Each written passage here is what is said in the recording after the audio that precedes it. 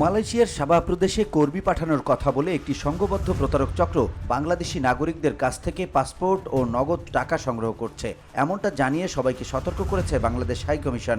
শুক্রবার কুয়ালালামপুরে অবস্থিত বাংলাদেশ হাইকমিশন এক সতর্কীকরণ বিজ্ঞপ্তিতে একথা জানায়।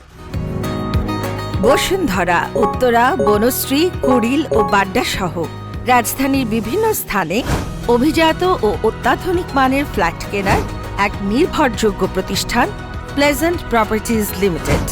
তাই আপনার স্বপ্নের আবাসনের জন্য আজই যোগাযোগ করুন। Pleasant properties limited, where destiny matures eventually.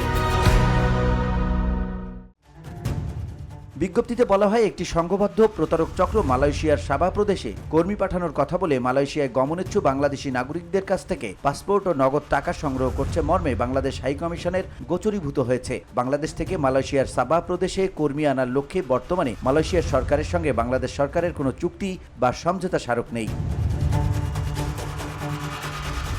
বিজ্ঞপ্তিতে আরও বলা হয়েছে, সাবাহ প্রদেশের কর্তৃপক্ষের কাছ থেকে বাংলাদেশি কর্মী নিয়োগের সিদ্ধান্ত পাওয়া যায়নি। এ বিষয়ে সাবাহ প্রদেশের সংশ্লিষ্ট কর্তৃপক্ষের সঙ্গে আলোচনা চলমান রয়েছে। মালয়েশিয়ার সাবাহ প্রদেশ এবং বাংলাদেশ সরকারের মধ্যে কর্মী আনা সংক্রান্ত চুক্তি বা সমঝোতা স্মারক সই না হওয়া পর্যন্ত এ ধরনের প্রতারক চক্রের মিথ্যা প্রতারণায় বিভ্রান্ত না হওয়া এবং এদের সঙ্গে কোনো ধরনের লেনদেন থেকে বিরত থাকার জন্য মালয়েশিয়ার সাবাহ প্রদেশে গমনেচ্ছু কর্মীদের অনুরোধ করা হচ্ছে।